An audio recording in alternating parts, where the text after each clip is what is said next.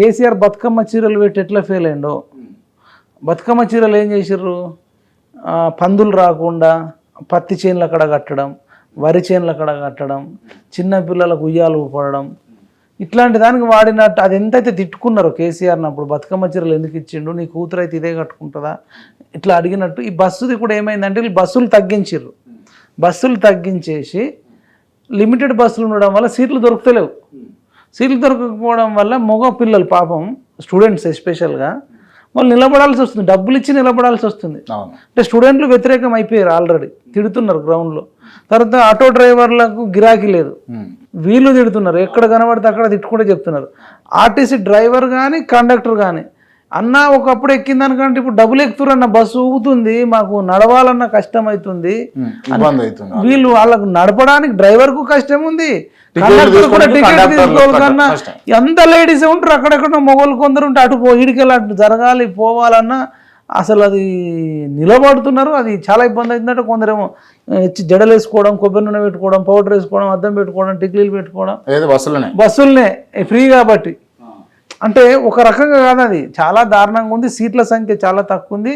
ఇంకోటి వీళ్ళు ఎక్స్ప్రెస్కే, అది ఆర్డినరీ ఎక్స్ప్రెస్ వరకే ఉంది, అంటే సూపర్ లగ్జరీకి కానీ గరోడకి కానీ ఇంకా మిగతా ఇయ్యారట. వీళ్ళు ఫెయిల్ అయినట్టే అంటారు దీంట్లో 100%. ఈ మహిళలకు స్కూటీలు ఇస్తున్నారు కదా, వాటిలో ఫెయిల్ అయిపోయారు. స్కూటీ ఇస్తున్నారు, తులం బంగారం ఇస్తున్నారు, నిరుద్యోగులకు నిరుద్యోగ భృతి ఇస్తున్నారు, 2500 రూపాయలు ఇస్తున్నారు, ప్రతి మహిళకు కుటుంబానికి 2500 ఇస్తున్నారు. ఒక్కటి చెప్పిర్రా, 100 చెప్పిర్రు, ఫెయిల్ అయ్యారా?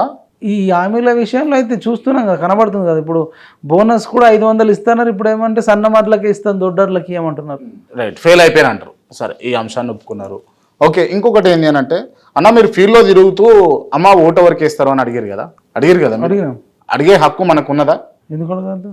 నేను అడుగుతున్నా, అడిగే హక్కు ఉన్నదా? హక్కు గురించి ఎందుకు మనం అసలు హక్కులు ఎందుకు, దాంట్లో అడగచ్చు, ఏమైనా అడగొచ్చు అని అంట.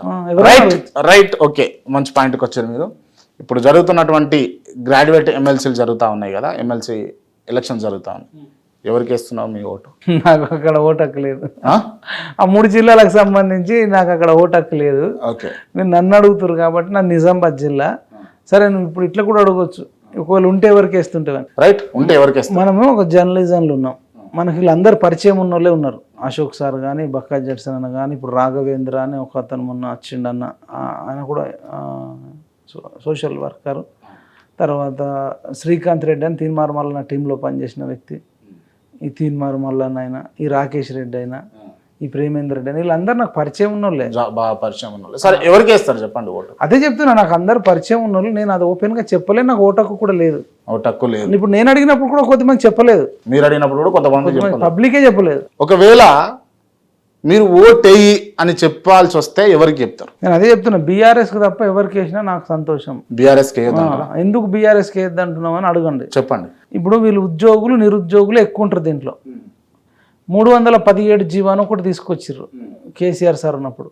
ఆ 317 జీవోల వల్ల చాలామంది పోలీస్ జాబ్ చేసేటోళ్ళు కానీ, కానిస్టేబుల్ జాబ్ చేసేటోళ్ళు కానీ, అందులో కానిస్టేబుల్లో కూడా సివిల్ కానిస్టేబుల్ కానీ, లేదంటే ఇంకా డిఫరెంట్ ఏఆర్ కానిస్టేబుల్ కానీ, ఇట్లాంటివి అనేకం ఉంటాయి. ఒక్కోళ్ళకు అంటే వాళ్ళకు పడే దగ్గర ఉండకుండా డిఫరెంట్ ఏరియాలో. తర్వాత టీచర్ జాబులు, దాంట్లో కొందరు భార్యాభర్తలకు 2 జాబ్ ఉన్న వాళ్ళు కూడా ఉన్నారు. ఒకళ్ళేమో ములుగులో, ఒకళ్ళేమో వరంగల్లో, లేదంటే ఒకళ్ళు ములుగు, ఒకళ్ళు ఆసిఫాబాదు, లేదంటే ఆదిలాబాదు. ఎంతోమంది గోస ఏడ్చిర్రు. అంటే మీరు కావాలంటే వీడియోలు చెక్ చేసుకోండి, క్రాస్ చెక్ చేసుకోండి.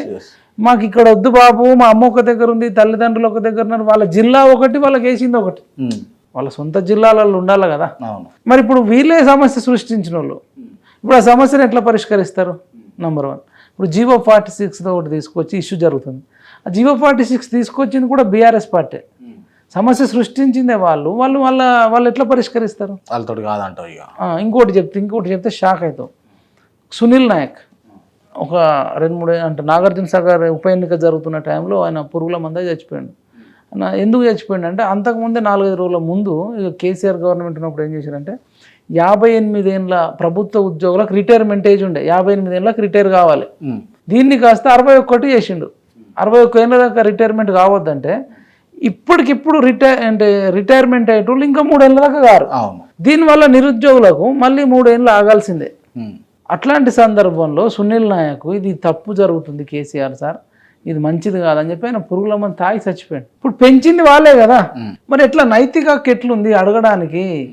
సరే బీఆర్ఎస్ పెంచింది, సరే బీఆర్ఎస్ అని అంటే బీఆర్ఎస్ అభ్యర్థి బీజేపీ నుంచి వచ్చినటువంటి రాకేష్ రెడ్డి వ్యక్తిగతంగా ఓట్లు వేయొచ్చు అంటావా వేయొద్దంటావా? ఆయన వ్యక్తిగతంగా మంచోడే, ఆయన కరోనా టైంలో చాలా మందికి హెల్ప్ చేసిండు అనే విషయం అందరికి తెలుసు, వరదలు వచ్చినప్పుడు కూడా పడవలలో పోయిండు అన్న విషయం తెలుసు.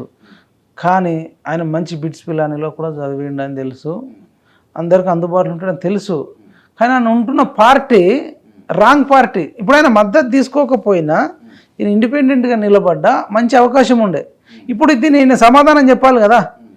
ఇప్పుడు బీఆర్ఎస్ పార్టీ మద్దతు ఇచ్చింది, మరి 58 ఏళ్ళకి 61 పెంచింది కదా, దీని మీద ఎట్లా కొట్లాడుతాం? మరి ఇప్పుడు కాంగ్రెస్ పార్టీ వాళ్ళు అవన్నీ జరిగినాయి కదా, అవన్నీ చేస్తాము, అవన్నీ మేము క్లియర్ చేస్తామని హామీలు ఏమన్నా ఇస్తున్నారా? నేను అదే అంటున్నా, వాళ్ళు ఇవ్వట్లేదు కదా, వాళ్ళకి ఎందుకు సపోర్ట్ చేయాలి అన్న. నేను అందుకనే కాంగ్రెస్ కూడా ఓటేయమని నేను చెప్పట్లే, ఇంకా ఇండిపెండెంట్ అభ్యర్థులు కూడా ఉన్నారు.